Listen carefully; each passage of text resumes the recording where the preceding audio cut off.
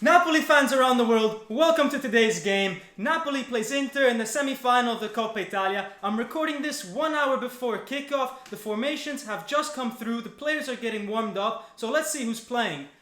In goal, we have Ospina, and then in defense from left to right, we have, by surprise, Hizai instead of Mario Rui.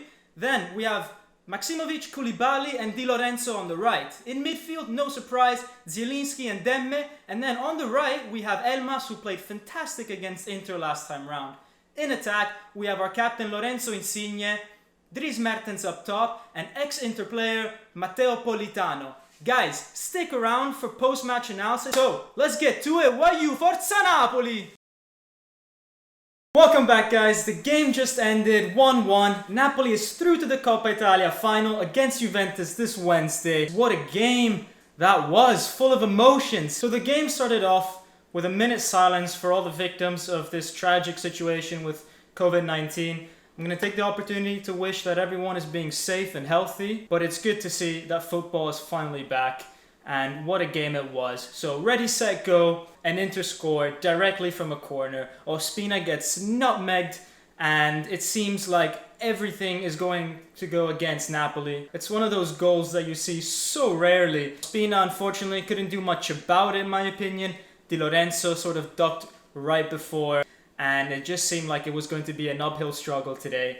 And those first 10 minutes were quite difficult for Napoli. Inter had the control of the game. But then Politano, I think he really stood out in that first half. He drew in a lot of fouls. Ashley Young almost got double booked because of him. And he was pressing Andanovic. Andanovic almost made a clumsy mistake.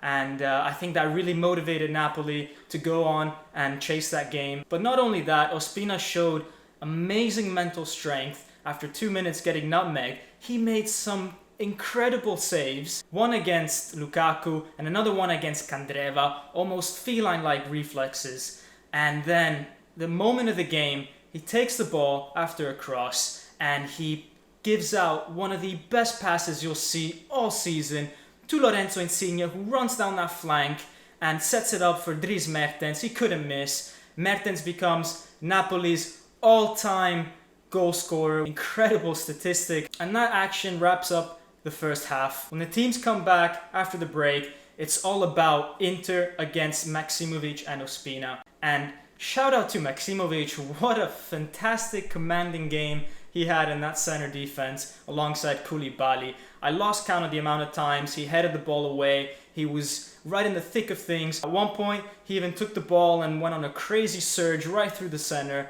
drew in a foul, and just fantastic overall effort from Maksimovic. And Ospina, as I said, he recovered tremendously from that blunder in the first half, and he had two incredible saves against Eriksen in the second half, one from a free kick and then another one from basically point blank range. Amazing reflexes again.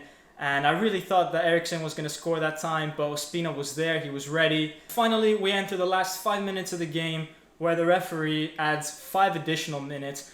I think that was the longest 5 minutes I've ever experienced in my life. Just to give you an idea of how much Inter was trying to score that second goal, Inter had 68% possession and 28 crosses in that game. Those last 5 minutes, Napoli were so solid at the back. I really think that the key player in this game was Maksimovic. You know, as we just said, 28 crosses. I think he must have cleared at least 20 of those. And of my player ratings, he scores the highest, a solid 10. And Ospina gets a 9.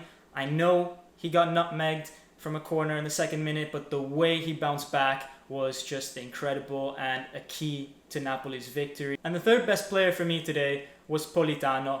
He didn't assist, he didn't score, but he was the reason that Napoli didn't give up in that first half, and he deserves all the credit. As for 3 players that didn't really perform to expectations, that has to be Zielinski, a few wayward passes. I really didn't see Elmas in the game, so he gets a 5. And finally, another player who doesn't get the best rankings.